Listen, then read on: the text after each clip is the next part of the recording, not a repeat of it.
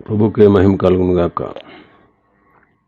కూడొచ్చిన మీ అందరికీ కర్మల ఆత్మీయ సహవాస సంఘ విశ్వాసులకు మన ప్రభువును ప్రియరక్షకుడునైన యేసుక్రీస్తు వారి శ్రేష్టమైన నామములో శుభములు మరియు వందనాలండి.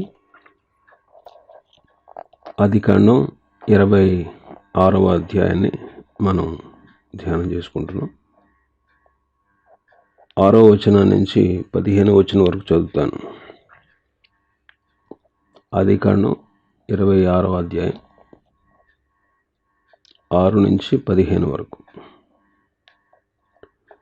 ఇస్సాకు గెరారులో నివసించాను. ఆ చోటి మనుషులు అతని భార్యను చూచి ఆమె ఎవరని అడిగినప్పుడు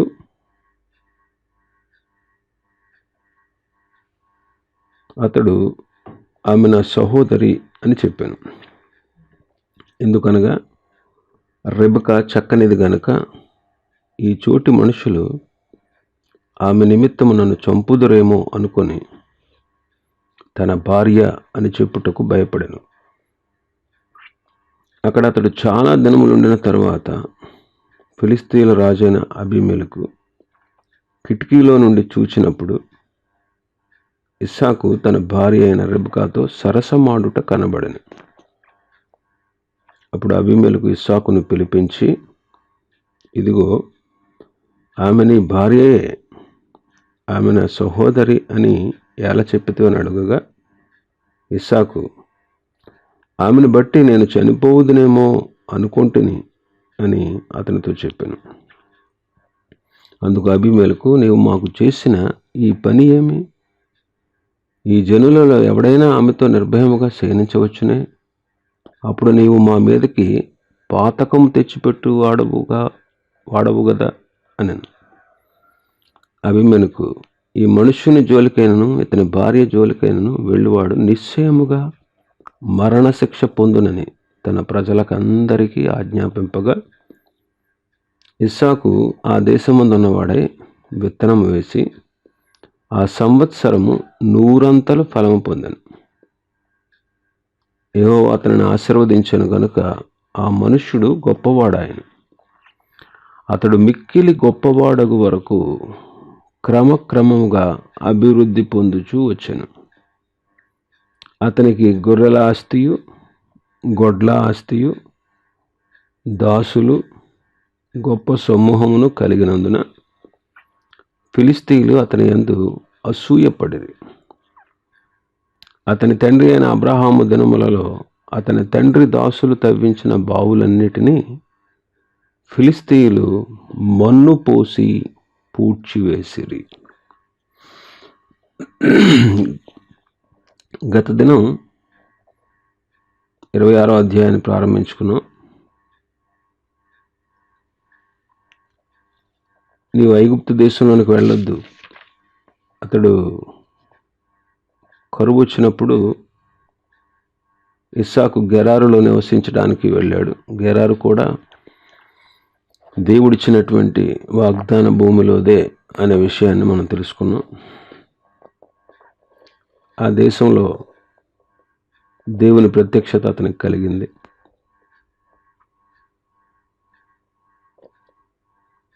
ఈ దేశంలో పరవాసిగా ఉండు అని చెప్పాడు అనే విషయాలను మనం ధ్యానం చేసుకున్నాం. ఇంకా అక్కడ దేవుడు వాగ్దానాలు ఇచ్చాడు. 4వ వచనంలో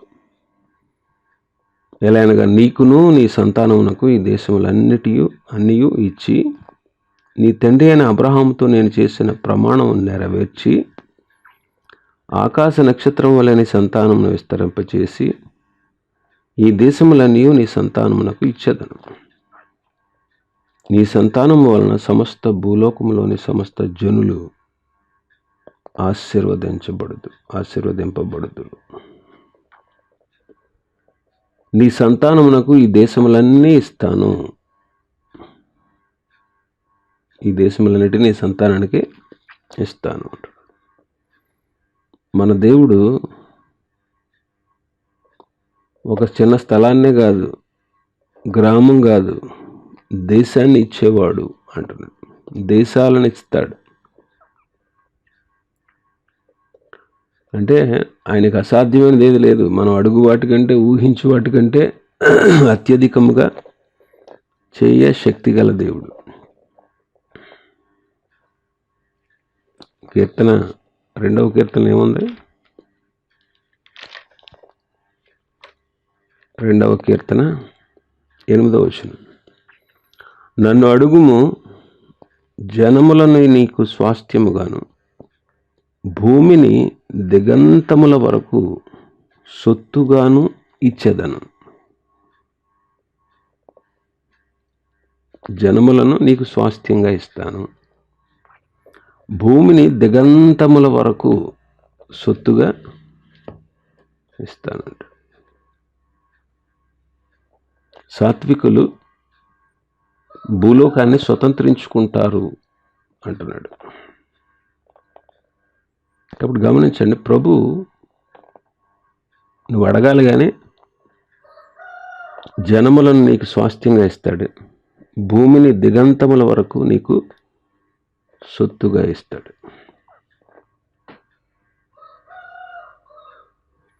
ఇంకా అంటాడు, నీ తండ్రి అయిన అబ్రహాముతో నేను చేసిన ప్రమాణమును నెరవేరుస్తాను అంటాడు. తప్పకుండా దేవుడు వాగ్దానాలు నెరవేర్చేవాడు. దేవుడు తప్పకుండా వాగ్దానాలు నెరవేర్చేవాడు. యెహోషువ గ్రంథం 21వ అధ్యాయం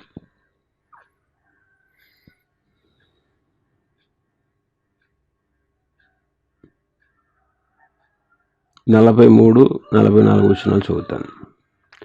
యెహోవా ప్రమాణము చేసి వారి పితరులకు ఇచ్చేదనని చెప్పిన దేశమంతయు ఆయన ఇశ్రాయేలీయులకు అప్పగించెను. వారు దానిని స్వాధీనపరుచుకుని దానిలో నివసించిరి. యెహోవా వారి పితరులతో ప్రమాణము చేసిన వాటన్నిటి ప్రకారము అన్ని దిక్కుల యందు వారికి విశ్రాంతి కలుగజేసెను. యెహోవా వారి శత్రువులనందరినీ వారి చేతికి అప్పగించి ఉండెను గనుక వారిలో ఒకడును ఇశ్రాయేలీయుల ఎదుట నిలువలేకపోయాను. యెహోవా ఇశ్రాయేలీయులకు సెలవిచ్చిన మాటలన్నిటిలో ఏదియు తప్పి ఉండలేదు, అంతయు నెరవేరును. కాబట్టి ప్రభువు చెప్పినటువంటి వాగ్దానాలు నెరవేర్చేవాడు. అయితే విశ్వాసం వలన ఆ వాగ్దానాలను మనం ఏం చేయాలి? స్వతంత్రించుకోవాలి. ఆకాశ నక్షత్రాల వలె ప్రభు మనల్ని విస్తరింప చేయగలడు. ఆయన ఇచ్చిన వాగ్దానాలని నెరవేర్చగలడు. ఆయన ఇచ్చిన వాగ్దానాలని నెరవేర్చగలడు. 3వ అంటాడు, ఆకాశ నక్షత్రాల వలె నీ సంతానాన్ని విస్తరింప చేస్తాను. ఆకాశ నక్షత్రాల వలె.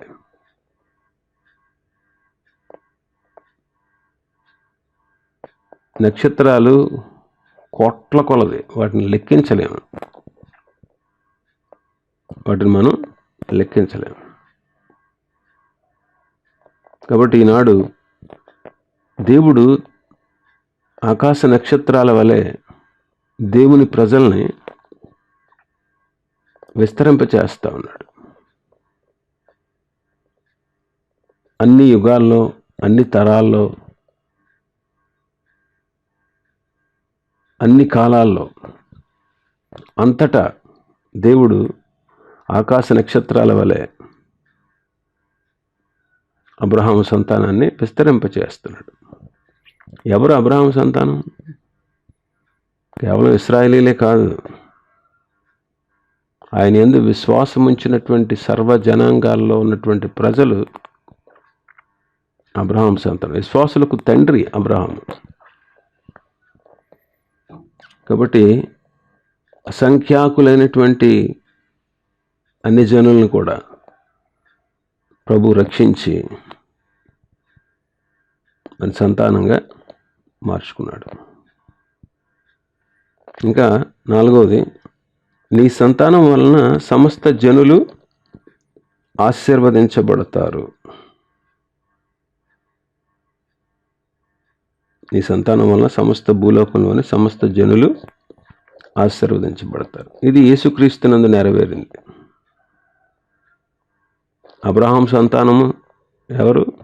ప్రభు అయిన యేసుక్రీస్తు. యేసుక్రీస్తు ఆత్మీయంగా అనేకులకు ఆశీర్వాదాలు తెచ్చిపెట్టినవాడు. అలాగే ఈనాడు మన ద్వారా కూడా దేవుడు అనేకుల్ని ఆశీర్వాదంలోనికి నడిపిస్తూ ఉన్నాడు. మనం కూడా ఆత్మీయంగా కొంతమందిని కంటే వాళ్ళు అనేకులకు ఆశీర్వాదకరంగా మారిపోతారు. మనం చాలాసార్లు చెప్పుకుంటున్నాం, అంద్రయ్య పేతురుని ప్రభు దగ్గరికి తీసుకొచ్చాడు. పేతురు తన ప్రసంగాల ద్వారా వేల మందిని ప్రభులోనికి నడిపించాడు. ఆ వేల మంది కూడా ఇంకా ఎంతమందికి ఆశీర్వాదకరంగా ఉన్నారో. అందుకే భూదిగంతముల వరకు వారు ఈ సువార్తను మోసుకుని వెళ్ళారు అపొస్తలులు.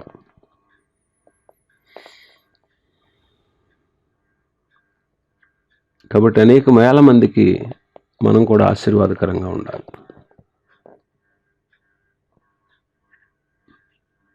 ఇస్సాకు సంతానాన్ని కనడానికి 20 సంవత్సరాలు ప్రార్థన చేశాడు. అలాగే అబ్రహాము, అలాగే హన్న ప్రార్థించి అనేకులకు ఆశీర్వాదకరమైన సంతానాన్ని వాళ్ళు కనగలిగారు. కాబట్టి ప్రభువుని అడగాలి. అసాధ్యమైనదంటూ ఏది లేదు. విశ్వాసంతో నువ్వు అడిగితే దేవుడు ఏ గొప్ప కార్యాన్నైనా చేయగలడు. నువ్వు అడగాలి. అడిగితే చాలు, ఇస్తాడు. చాలామంది వాళ్ళ రక్షణ పొందరండి, వాళ్ళు మారరండి, వాళ్ళ గురించి ప్రార్థన చేయడం దండగండి, వాళ్ళు ఇంకా ప్రభు ఏర్పాట్లో లేరండి, అసలు వాళ్ళకి మార్పు కలగదండి అని చాలాసార్లు ఇలాగే నిర్లక్ష్యం చేస్తూ ఉంటారు. ఎందుకు జరగదు? నువ్వు విశ్వాసంతో ప్రభుని అడగాలి కదా. ఏమన్నాడు? నన్ను అడుగుము, జనములను నీకు స్వాస్థ్యముగాను, భూమిని దిగంతముల వరకు నీకు సొత్తుగా ఇస్తానన్నాడు. యాక్చువల్గా 2వ కీర్తన అంతా కూడా మనకు సంబంధించింది కాదు. అది కేవలం యేసుక్రీస్తును ఉద్దేశించి, అది మెస్సియా కీర్తన. 2వ కీర్తన అంతా కూడా కీర్తనల్లో కొన్ని మెస్సియా కీర్తనలు అని ఉన్నాయి. అంటే యేసుక్రీస్తు ప్రభువుని గురించి ప్రవచనాత్మకంగా చెప్పబడినటువంటి సంగతులు అన్నమాట. యేసుక్రీస్తుని గూర్చి చెప్పబడినవి. కాబట్టి దేవుడు తన కుమారుడితో అంటున్నాడు, నువ్వు నన్ను అడుగు, జనములు నీకు స్వాస్థ్యంగాను, భూమిని దిగంతముల వరకు నీకు సొత్తుగా ఇస్తాను అన్నాడు ఆయనతో. అలాగే ప్రభు భూదిగంతముల వరకు అనేకుల్ని ప్రభు బిడ్డలుగా, అనేక జనాంగాల్ని స్వాస్థ్యంగా ప్రభు ఆయనకు అనుగ్రహించాడు. దేవుడు తన కుమారుడైన యేసుక్రీస్తుకు అనుగ్రహించాడు. అంటే దేవునికి అసాధ్యమైనదంటూ ఏది లేదు. విశ్వాసంతో నువ్వు అడిగితే ప్రభు చేయగలడు. ప్రభు అద్భుతాలు, ఆశ్చర్యకార్యాలు చేయగలడు. కాబట్టి ఆశీర్వాదకరమైనటువంటి సంతానాన్ని మనం ఆత్మీయంగా కనాలి. ఎందుకు ఈ వాగ్దానాలు ఎలా నెరవేరుస్తాడు ప్రభు అంటే 5వ వచనంలో చెప్పాడు. ఎలా అనగా, అబ్రహాము నా మాట విని నేను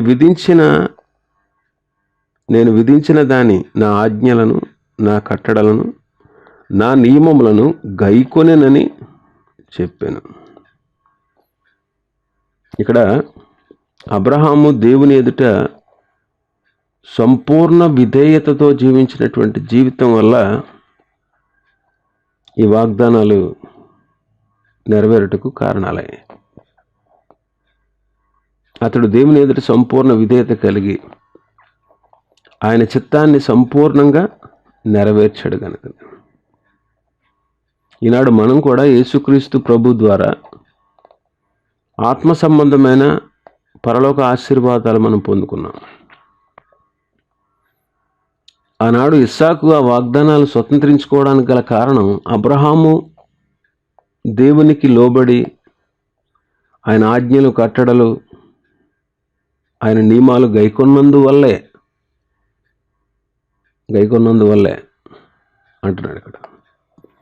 ఈనాడు యేసుక్రీస్తు ప్రభు కూడా, ఆయన ద్వారానే మనం ఈనాడు ఆశీర్వాదాలు పొందుకుంటున్నాం. మన గొప్పతనం ఏమీ లేదు. ఇక్కడ ఇస్సాకు యోగ్యత ఏమీ లేదు, అబ్రహామును బట్టే అని మనం చదువుతున్నాం. కాబట్టి మన ప్రభు ఆశీర్వాదాలకు నిలయమై ఉన్నటువంటి దేవుడు. ఆశీర్వాదాలకు నిలయమై ఉన్నటువంటి మన దేవుని దగ్గర నుంచి మనం ఆశీర్వాదాలు పొందాలంటే యేసుక్రీస్తు ద్వారా మాత్రమే పొందగలం. కాబట్టి ఆయన యందు సంపూర్ణ నిరీక్షణతో విశ్వాసం ఉంచి ఆయన ఇచ్చే వాగ్దానాలను మనం అనుభవించాలి.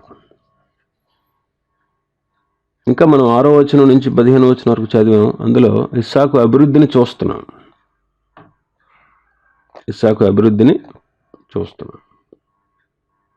6 నుంచి 11 వచనాల వరకు ఇక్కడ ఇస్సాకు అబద్ధం ఆడుతున్నాడు.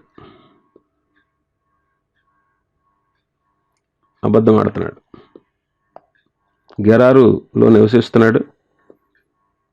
ఆ చోటి మనుషులు నన్ను చంపేస్తారేమో రెబ్కా విషయంలో అనుకుని నా భార్య ఏమే అని చెప్పడానికి భయపడ్డాడు. ఈమె నా చెల్లెలని చెప్పాడు.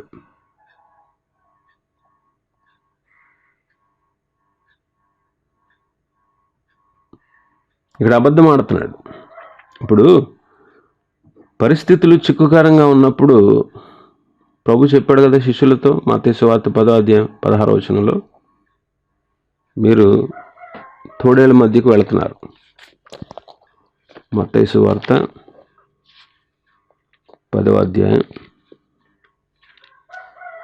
16వ వచనం, ఇదిగో తోడేళ్ల మధ్యకు గొర్రెలను పంపినట్లు నేను మిమ్మల్ని పంపుచున్నాను గనక పాముల వలె వివేకులను, పావురముల వలె నిష్కపటులునై ఉండుడి అని చెప్పాడు. ఇప్పుడు ఇక్కడ పరిస్థితి చిక్కుగారంగా అనిపించింది ఆయన. అయితే పాము వలె వివేకము, పావురం వలె నిష్కపటులై ఉండండి అంటున్నాడు ప్రభు. ఇస్సాకు కొంత వివేకాన్ని ఉపయోగించాడు, కానీ అది నిష్కపటంగా లేదు. వివేకంగా మాట్లాడాడు, కానీ అది మోసం కదా, అది నిజం కాదు కదా. అంటే కపటం ఉంది. ప్రభు చెప్పిన మాట ఏంటి? పాముల వలె వివేకంగా ఉండండి, పావురం వలె నిష్కపటంగా ఉండండి అన్నాడు. అయితే ఇస్సాకులో నిష్కపటం లేదు. అందుకే అన్యుడు, ఒక అన్య రాజు హెచ్చరిస్తున్నాడు, మనం దేవుని పిల్లలం, మనలో ఏదైనా బలహీనత ఉంటే అన్యులు దాన్ని చూసి మనల్ని హేళన చేస్తారు, అవసరమైతే మనల్ని హెచ్చరిస్తారు. కాబట్టి అన్యుల మధ్యలో దేవుని పిల్లలైనటువంటి మనం చాలా జ్ఞానయుక్తంగా, నిర్మలంగా మనం కనబడాలి. నిర్మలంగా మనం కనబడాలి. అందుకే ప్రభు తన ప్రబోధంలో, కొండ మీద చేసినటువంటి ప్రబోధంలో చాలా విషయాలు చెబుతూ 5వ అధ్యాయం 16వ వచనంలో ఆయన ఏమంటాడు? మనుష్యులు మీ సత్క్రియలను చూచి పరలోకమందున్నటువంటి మీ దేవుణ్ణి మహింపరిచేటట్లు, మీ తండ్రిని మహింపరిచేటట్లు వారి ఎదుట మీ వెలుగు ప్రకాశింపనీయండి. ఇక పేతురు తన మొదటి పత్రికలో 2వ అధ్యాయంలో, పేతురు రాసిన మొదటి పత్రిక 2వ అధ్యాయం 12వ వచనం నుంచి చూడండి. అన్యజనులు మిమ్మల్ని ఏ విషయంలో దుర్మార్గులను దూషింతురో ఆ విషయంలో వారు మీ సత్క్రియలను చూచి వాటిని బట్టి దర్శన దినమున దేవుని మహింపరచినట్లు వారి మధ్య మంచి ప్రవర్తన గలవారై ఉండవాలని మిమ్మును బ్రతిమాలుకొనుచున్నాను. 15లో వచ్చిన అంటాడు, ఎలా అయినా మీరు ఇట్లు యుక్త ప్రవర్తన కలిగిన వారై అజ్ఞానముగా మాట్లాడు వారి నోరు మూయుట దేవుని చిత్తం అంటున్నాడు. కాబట్టి అన్ని జనుల మధ్యలో సత్క్రియలతో, యుక్తమైన ప్రవర్తనతో మంచి ప్రవర్తన కలిగిన వారుగా మనం జీవించాలి. 3వ అధ్యాయం 16-17 వచనాలు చూద్దాం. 3వ అధ్యాయం. నిర్మలమైన మనస్సాక్షి గలవారై మీలో ఉన్న నిరీక్షణను గురించి మిమ్మల్ని హేతువడుగు ప్రతివానికి సాత్వికముతోనూ భయముతోనూ సమాధానము చెప్పుటకు ఎల్లప్పుడూ సిద్ధముగా ఉండి మీ హృదయములందు క్రీస్తును ప్రభువుగా ప్రతిష్ఠించుడి. అప్పుడు మీరు దేని విషయమై దుర్మార్గులను దూషింపబడుదురో దాని విషయమై క్రీస్తు నందున్నటువంటి మీ సత్ప్రవర్తన మీద అపనింద వేయి వారందరూ సిగ్గుపడతారు. ఇప్పుడు సత్క్రియలు, సత్ప్రవర్తన, జ్ఞానము కలిగినటువంటి ప్రవర్తన మనం కలిగి ఉండాలి. ఇక్కడ అబద్ధం ఆడుతున్నాడు. భయం చేత అబద్ధం ఆడుతున్నాడు. అబద్ధం ఆడడం అనేది మొదట అబ్రహాంలో,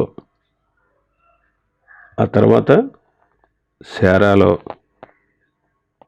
ఆ తర్వాత ఇప్పుడు ఇస్సాకులో కనబడుతుంది. తల్లిదండ్రులు బిడ్డల్ని క్రమశిక్షణలో పెంచడం మాత్రమే కాదు, ఆ బిడ్డల ఎదుట వారి జీవితం చాలా యోగ్యమైనదిగా ఉండాలండి. ఎందుకంటే తల్లిదండ్రుల అలవాట్లు బిడ్డలు పాటిస్తారు. తల్లిదండ్రుల అలవాట్లు బిడ్డలు పాటిస్తారు. చూడండి, తల్లిదండ్రుల కోపం బిడ్డలకు వచ్చేస్తుంది. తల్లిదండ్రుల మాటలు బిడ్డలు మాట్లాడతారు. తల్లిదండ్రుల పనులు బిడ్డలు చేస్తారు. ఎందుకంటే మనం క్రియారూపకంగా వాళ్ళ మధ్య కనపరిచేటువంటి క్రియలు ఆ పిల్లల్ని త్వరగా ఆకర్షిస్తాయి. ఒకసారి వాళ్ళ తల్లిదండ్రులు పిల్లల్ని ఇంటి దగ్గర వదిలేసి వెళ్ళారంట. ఆ పిల్లలిద్దరూ కొట్టుకుంటున్నారు, తెగ కొట్టేసుకుంటున్నారంట. పిల్లలిద్దరు, కొడుకు కూతురు అన్నమాట, కొట్టేసుకుంటున్నారు. ఈ కొట్టుకోవడం, ఈ గొడవ, ఈ కేకలు ఇవన్నీ విని చుట్టుపక్కల ఉన్న వాళ్ళు వచ్చేసారు పరిగెత్తుకుని. ఏంటి దెబ్బలాడుకుంటున్నారు పిల్లలని చెప్పి. తీరా వచ్చి చూసి ఏంటి ఏంటి అని చెప్పి అడిగితే, ఏమి లేదు, మేము మా అమ్మ నాన్న ఆట ఆడుకుంటున్నాం, మా అమ్మ నాన్న ఇలా కొట్టుకుంటారు. ఆ పిల్ల చేతిలో అట్లకాడ ఉందంట, ఆడి చేతిలో బెల్ట్ ఉందంట. ఏంటంటే మేము మా అమ్మ నాన్న ఆట ఆడుకుంటున్నాం, వాళ్ళు ఎలా కొట్టుకుంటారు అత్తమాను. చూడండి, ఆలోచించేయండి. మనం మన పిల్లల ఎదుట మన ప్రవర్తన సరిగా లేకపోతే వాళ్ళ మీద ప్రభావం చూపిస్తుంది. త్వరగా దానికి ఆకర్షితులు అవుతారు. కాబట్టి మనం క్రమశిక్షణలో పెంచడమే కాదు, మన పిల్లల ఎదుట మన జీవితం చాలా యోగ్యమైనదిగా ఉండాలి. చాలా యోగ్యమైనదిగా ఉండాలి. ఇప్పుడు వాక్యం వినడానికి నీకు ఆసక్తి ఉండి నువ్వు లేచి వాక్యాన్ని వింటూ నీ పిల్లల్ని నిద్రలేపి వాక్యం వినండి అని చెప్పావు అనుకో, అప్పుడు వాళ్ళు కూడా లోబడతారు. నువ్వు వినకుండా వాళ్ళని వినమంటే ఎక్కడంటారు? నీ యోగ్యమైన ప్రవర్తన నీ బిడ్డల్ని ఆకర్షించాలి. బిడ్డల ఎదుట మన ప్రవర్తన యోగ్యమైనదిగా ఉండాలి. ఒకరోజు ఒక పాస్టర్ గారు ఒక ఇంటికి వెళ్ళాడు ప్రార్థన చేయడానికి. ఆ ఇంటి ఆవిడ అంట్లు తోముతుంది బయట, ఆరు బయట. వాళ్ళ నాన్న, వాళ్ళ ఆయన వాళ్ళ పిల్లోడిని కొడుతున్నాడు.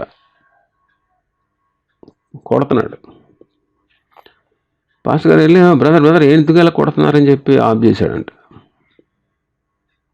ఏం లేదండి, వీడు చేసిన పని చూడండి ఎలాంటి పని చేశాడు అని చెప్పి కొడుతున్నాడంట. అప్పుడు పాస్టర్ గారు ఆఫ్ చేసి, ఏమ్మా ఏంటి మీ ఆయన అలా కొడతా ఉంటే నువ్వేంటి అంత నిర్లక్ష్యంగా అంట్లు తోముకుంటున్నావు ఏంటి అంటే, ఏం చేశాడు అడగండి ఆయన చెప్తాడు అన్నాడు. ఏంటని తెలుసుకుంటే, వీడు రే ఆ పొయ్యి దగ్గరికి వెళ్ళి చుట్ట వెలిగించి రారా అన్నాడంట. ఆ కుర్రోడు వెళ్ళి ఆ చుట్ట అంటించి తీసుకొస్తున్నాడు. తీసుకొస్తా ఉంటే ఆరిపోద్దేమో అని ఆడు నోట్లో పెట్టుకుని ఒక లాగు లాగాడంట దమ్ము. అది చూసి వాళ్ళ నాన్న కొట్టాడు. ఎందుకు కొట్టేవారు, ఎందుకు చేసేవారంటే, పాస్టర్ గారు అడిగారంట, ఎరా బాబు ఎందుకు చేసావంటే, ఏం లేదండి పాస్టర్ గారు, నన్ను చుట్ట ముట్టించుకురమ్మన్నాడు, నేను అంటించుకొస్తా ఉంటే ఆరిపోద్దేమో అని. ఆరిపోయేటప్పుడు మా నాన్న పైకి లాగుతాడు కదా నోట్లో పెట్టుకుని, అలా నేను లాగానండి, తప్పు ఏంటని అంటున్నాడు. మనం మాదిరిగా లేకుండా మన పిల్లలు బాగుండాలంటే ఎలాగండి? క్రమశిక్షణలో పెంచేయడం గొప్ప కాదు. వాళ్ళు నువ్వు పెంచే క్రమశిక్షణకు విధేయత చూపాలంటే నీలో కూడా యోగ్యమైన ప్రవర్తన ఉండాలి. నీలో కూడా యోగ్యమైన ప్రవర్తన ఉండాలి. నీ ప్రవర్తన యోగ్యంగా లేకపోతే నిన్ను అబ్జర్వ్ చేస్తూ ఉంటారు కదా నీ పిల్లలు. మా తల్లిదండ్రులు భక్తి చేస్తున్నారా లేదా? ఇప్పుడు సండే స్కూలు పిల్లలు ఉన్నారండి. సండే స్కూలు నడిపించే టీచరు ఆమె చెప్తున్నటువంటి బోధలు వీళ్ళ మీద ప్రభావితం చూపాలి అంటే వాళ్ళ ప్రవర్తన సరిగా ఉండాలి. యాక్చువల్గా పిల్లలు ప్రవర్తన చూస్తారు.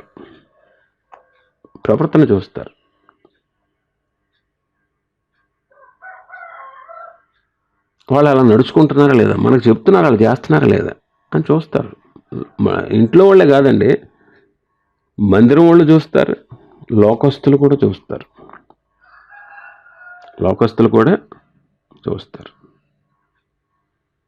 8వ వచనంలో చూడండి, అక్కడ చాలా దినములు ఉండిన తర్వాత ఫిలిస్తీన్ల రాజైన అబీమెలెకు కిటికీలో నుండి చూచినప్పుడు ఇస్సాకు తన భార్య అయిన రెబెకాతో సరసమాడుట కనబడెను. కిటికీలోంచి ఏం పనిడికి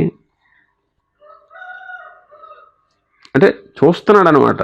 వీళ్ళెవరు అసలు, వీళ్ళ విధానం ఏంటి అంటే, ఒక అన్యుడు కంపల్సరీగా దేవుని బిడ్డల్ని చూస్తాడు, అబ్జర్వ్ చేస్తాడు. కాబట్టి వారి ఎదుట మన ప్రవర్తన యోగ్యమైనదిగా కనబడాలి. ఎందుకంటే తల్లిదండ్రుల అలవాట్లు పిల్లలకు వచ్చేస్తాయి. అలాగే సంఘ పెద్దలు కూడా, అలాగే సేవకులు కూడా, అలాగే దేవుని వాక్యాన్ని బోధించే నాయకులు కూడా మాదిరిగా ఉండాలి. ఎందుకంటే వాళ్ళ ప్రవర్తనను అనుసరిస్తారు.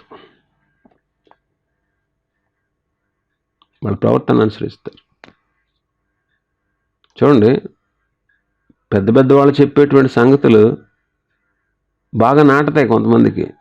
అంటే సేవకుల్లో ఉన్నతమైనటువంటి స్టేజ్కి వెళ్తారే, వాళ్ళు చెప్పే మాటలు అవి ఎంతో బాగుంటాయి. ఎందుకంటే వాళ్ళు గొప్పవాళ్ళు కాబట్టి, లోకంలో గొప్పవాళ్ళని పేరు తెచ్చుకున్నారు కాబట్టి, వాళ్ళు చెప్పే మాటలు వెంటనే నమ్మేస్తారు. అది మంచా చెడా, అలా చేయొచ్చా చేయకూడదా, అది వాస్తవమా కాదా అని కూడా ఆలోచించరు. మరి నాయకులుగా ఉన్నవాళ్ళు, పెద్దలుగా ఉన్నవాళ్ళు, కుటుంబ యజమానులుగా ఉన్నవాళ్ళు, కుటుంబ సభ్యుల మధ్యలో, సంఘ విశ్వాసుల సంఘాల మధ్యలో, దేవుని ప్రజల లోకం మధ్యలో సత్ప్రవర్తన కలిగి ఉండాలి కదా. మన ప్రవర్తన ఎక్కువగా ప్రభావితం చేస్తుందండి. మన మాటల కంటే కూడా, మన బోధల కంటే, మన మాటల కంటే మన ప్రవర్తన ఎక్కువ మనుషుల్ని ప్రభావితం చేస్తుంది. మనం చెప్పే బోధలు, మనం చెప్పేటువంటి ఆజ్ఞలు, మనం ఇచ్చే ఆజ్ఞలు, మనం చెప్పే బోధలు, మనం పెట్టే క్రమశిక్షణ త్వరగా ఎదుటివాడు నేర్చుకోవాలంటే మనం కూడా అలాంటి క్రమశిక్షణ కలిగిన వారుగా వాళ్ళ మధ్యలో ప్రవర్తించాలి.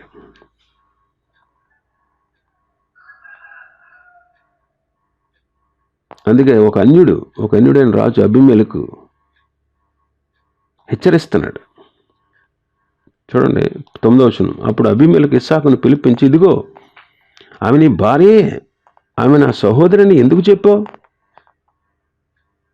ఇస్సాకు అంటున్నాడు, ఆమెను బట్టి నేను చనిపోతానేమో అనుకున్నాను. అలా చెప్పాను అన్నాడు. అందుకు అభిమేలెకు అన్నాడు, నువ్వు మాకు చేసిన ఈ పనేంటి? ఈ జనుల్లో ఎవడైనా ఆమెతో నిర్భయంగా శయనిస్తే ఏమైనా? అప్పుడు నువ్వు మా మీదకి మహాపాతకం తెచ్చిపెట్టిన వాడు అవుతాడు కదా, ఎందుకులా చేసావు అంటున్నాడు. ఒక అన్యుడు హేళన చేస్తున్నాడు, హెచ్చరిస్తున్నాడు.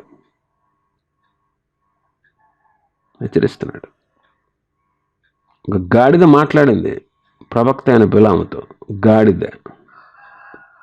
గాడిద మాట్లాడిందండి. ఎంత సిగ్గు! ప్రవక్తతో గాడిద మాట్లాడడం, ప్రవక్త వెర్రితనాన్ని అడ్డగించడం, ప్రవక్త కన్నులు తెరవజేయడం ఒక గాడిద చేసింది. గాడిద మాట్లాడింది. ఆలోచన చేయండి. అన్యులు, లోకస్తులు మనకు నీతి బోధలు చేయడం ఏంటి?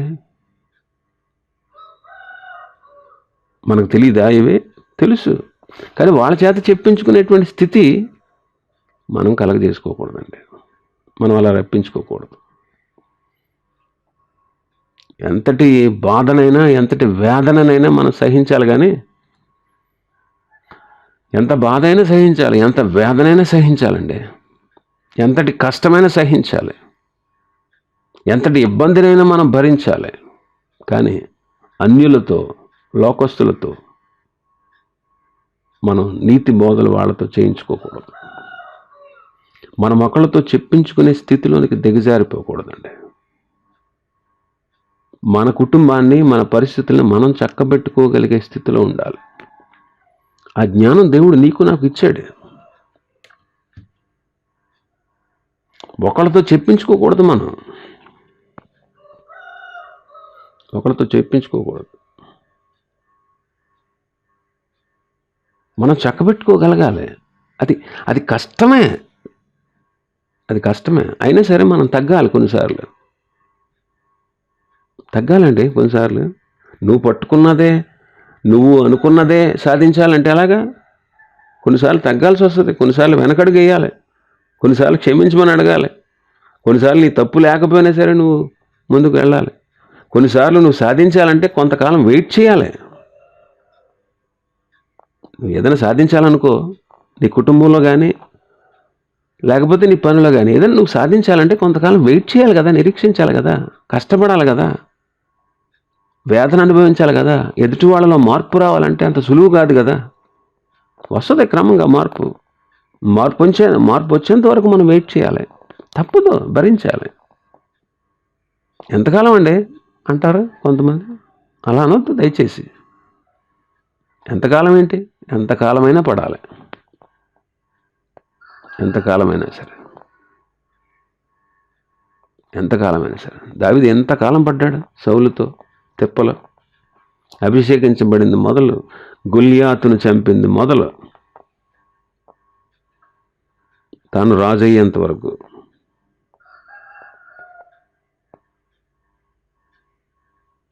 గొల్లియాతును చంపింది మొదలు, రాజయ్యేంత వరకు 40 సంవత్సరాలు సౌలు పరిపాలించాడండి ఇశ్రాయేలీని. అంటే ఇంచుమించు తను రాజు అయిన తర్వాత ఒక 10 సంవత్సరాల లోపు ఫిలిస్తీన్లతో యుద్ధం వచ్చింది. ఎప్పటి నుంచో యుద్ధం జరుగుతుంది. కానీ ఈ దావీదు ఫిలిస్తీయుని, గొలియాతుని జయించాడు. ఆ టైం నుంచి విషపు చూపు నిలిపి తాను చనిపోయేంత వరకు కూడా దావీదుని ముప్పు తిప్పలు పెట్టాడు. కానీ దావీదు ఎప్పుడు సౌలు చావు కోరుకోలేదు. ఓర్పుతో సహించాడు, భరించాడు, పారిపోయాడు. చేతగానివాడు కాదు దావీదు, చేతగాని వాళ్ళలాగా పారిపోలే. తెలుసా? చేతగానివాడు కాదు దావీదు. ఆఫ్టర్ ఆల్ వాడిని ఒక్క రాయితో కుట్టి చంపేశాడు. 40 రోజులు ఓడిపోయి పారిపోయి గుడారాల్లో దాక్కున్న ఇశ్రాయేలీలకి 40 రోజుల నుంచి జరుగుతుందంట అలాగా యుద్ధ పంక్తులుగా తేరడం. వాడు వచ్చేటప్పటికి భయపడి పారిపోయి గుడారాల్లోకి వెళ్ళి దాక్కోవడం, వాడి ప్రగల్భాలు విని భయపడి పారిపోవడం, వాడి ఎత్తు, వాడి చేతిలో ఉన్న ఈట ఎత్తు, వాడు ధరించిన కవచం, వాడు మాట్లాడేటువంటి మాటలు విని భయపడిపోయి పారిపోయి దాక్కున్నారు వాళ్ళు 40 రోజులు. అప్పటికి 40 days నుంచి అలా జరుగుతుంది. అప్పుడు వెళ్ళాడు దావీదు. మంచిగా చేశాడు దావీదు, మేలే చేశాడు కదా.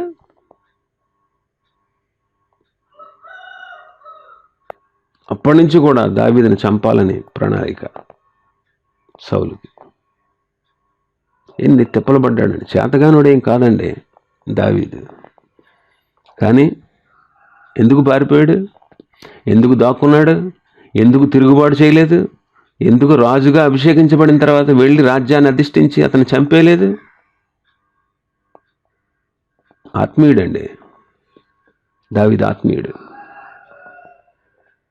దేవుని చేత అభిషేకం పొందాడు అతను. నేను చంపను, దేవుడు చూసుకుంటాడు, దేవుడే శిక్షిస్తాడు, దేవుడే బుద్ధి చెప్తాడు. అప్పటి వరకు దేవుడు బుద్ధి చెప్పేంత వరకు, దేవుడు శిక్షించేంత వరకు నేను ఈ శ్రమలన్నీ పడతాను.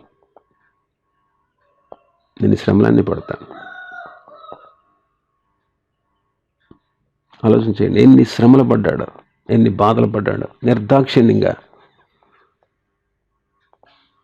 అసలు దావీదు శ్రమలు పడాల్సిన అవసరం లేదండి, కానీ చాలా తెప్పలు పడ్డాడు. ప్రాణభయంతో దాక్కున్నాడు, పారిపోయాడు, పరుగులు పెట్టాడు, అరణ్యంలో నివసించాడు, ఎన్నో శ్రమలు పొందాడు. తన ప్రవర్తన చేత అతనిలో మార్పు కలగజేశాడు. తన ప్రవర్తన చేత చంపడానికి వచ్చినటువంటి తాను కూడా సువార్త ప్రకటించాడు. చంపడానికి వచ్చినటువంటి తాను మారిపోయి, దావీదా నాయనా నువ్వేనా, నీ స్వరమేనది, దేవుడిని దీవిస్తాడు, దేవుడిని ఆశీర్వదిస్తాడు, దేవుడు నీకు రాజ్యాన్ని ఇస్తాడు, స్థిరపరుస్తాడని పశ్చాత్తాపడానికి వెళ్ళిపోయినటువంటి పరిస్థితులు కూడా ఉన్నాయి. ఒక చిన్న శోధనని, ఒక చిన్న శ్రమని, ఒక చిన్న కష్టాన్ని, ఒక చిన్న ఇబ్బందిని, ఒక చిన్న ఇరకాటాన్ని మనం ఓర్చుకోలేము. ఏంటండి మన భక్తి? ఏది మన భక్తి? ఏంటి మన భక్తి?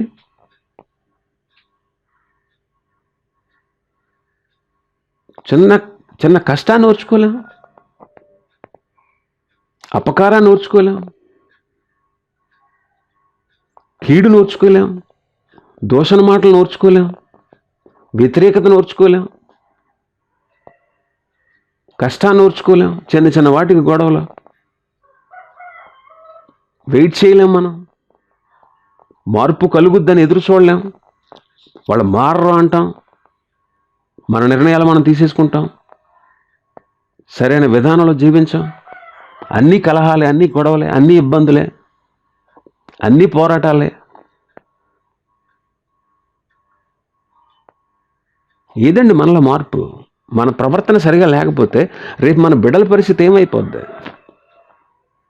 సంఘ నాయకుడి పరిస్థితి బాగోకపోతే సంఘం పరిస్థితి ఏమైపోద్ది? బోధించే వాళ్ళ పరిస్థితి బాగోకపోతే బోధ వినేవాళ్ళ పరిస్థితి ఏమైపోద్ది? కుటుంబ యజమానుడి పరిస్థితి బాగోకపోతే కుటుంబంలో భార్య బిడ్డల సంగతి ఏమైపోద్ది? కుటుంబ యజమానురాలు పరిస్థితి బాగోకపోతే భర్త పిల్లలు ఏమైపోతారు? సంఘానికి వచ్చేటువంటి నీ పరిస్థితి నువ్వు బాగోకపోతే, నీ ప్రవర్తన సరిగా లేకపోతే నీ తోటి వారికి నువ్వు ఎలాగ ఆదర్శంగా ఉండగలవు? మన మాటల కంటే, మన బోధల కంటే, మనం చెప్పేటువంటి మనం పెట్టే క్రమశిక్షణ కంటే కూడా మన ప్రవర్తన ముఖ్యం.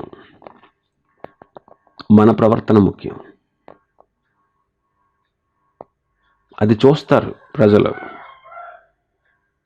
నువ్వు అవమానకరంగా బ్రతుకుతున్నావా, ఆదర్శంగా బ్రతుకుతున్నావా? నీ ప్రవర్తనే నీ నిదర్శనం.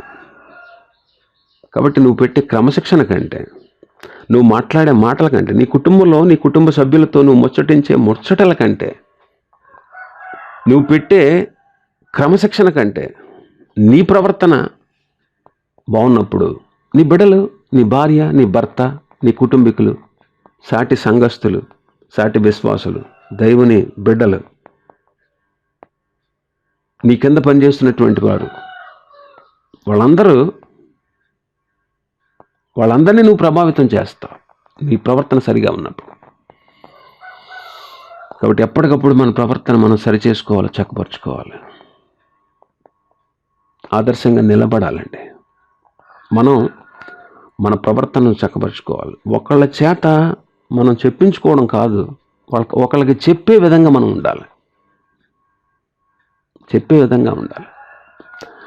మన మాట వాళ్ళు వెంటనే అంగీకరించాలి. మన మాటకు వాళ్ళు విధేయత చూపాలి, ఎదురు తిరగకుండా, నీ మీద ఉన్నటువంటి గౌరవం నువ్వు పోగొట్టుకోకుండా నిన్ను నువ్వు జాగ్రత్త పరుచుకోవాలి. ఎంత జాగ్రత్తగా ఉంటే నిన్ను వాళ్ళు గౌరవిస్తారు చెప్పండి. మనం అది పోగొట్టుకోకూడదు. దానికోసం మనమైన శ్రమ అనుభవించాలి, మనమైన కష్టం అనుభవించాలి, మనమైన బాధ అనుభవించాలి. కాబట్టి అబ్రహాము అబద్ధం ఆడాడు, శారా అబద్ధం ఆడింది, ఇప్పుడు ఇస్సాకు అబద్ధం ఆడుతున్నాడు. తర్వాత కాలంలో యాకోబు అబద్ధం ఆడతాడు.